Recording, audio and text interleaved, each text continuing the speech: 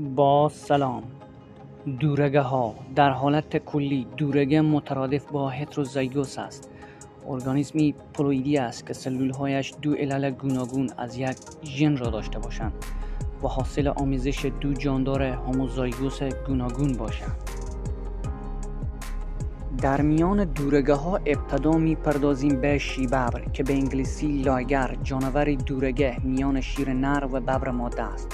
شکل جسمانی آن مانند یک ببر بزرگ راه است. شیببر در طبیعت بسیار کمیاب است، چرا که مرز قلمروهای شیران و ببران به ندرت در یک مکان بر یکدیگر مطابق می شوند.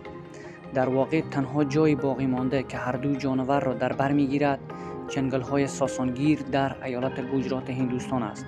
افزون بر این، شیران گروهی زندگی می کنند، حالان که ببر جانوری گوشه‌گیر است.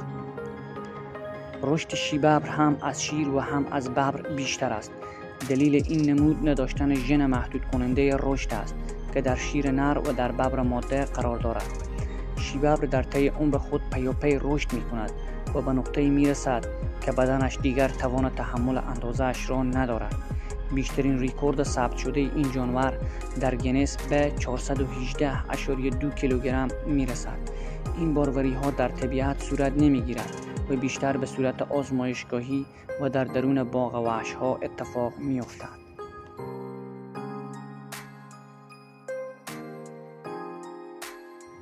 دورگه ها در طبیعت زیادند که حالا می پردازیم به چندین دورگه مهم. تیگون که عبارت از حاصل آمیزش ببر نر و شیر ماده می باشد. دزو حاصل آمیزش گاو و گاومیش وحشی.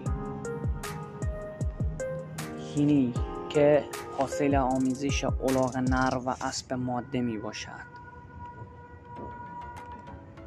بیفالو حاصل آمیزش بوفالو و گاو. ولفین حاصل آمیزش نهنگ های قاتل کاذب نر و دلفین های بینی بطری ماده. گربه ساوانا که حاصل آمیزش گربه خانگی و گربه وحشی می باشد. زبروید حاصل آمیزش گورخر و اسب ها.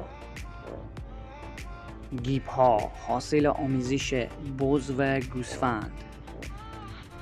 جگلیون که حاصل آمیزش جگوار نر یعنی پلنگ خالدار با شیر ماده.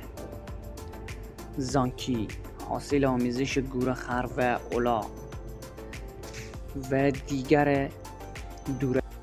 برای دیدن مطالب جالب و دیدنی مشترک این چینل شوید. با ما باشید.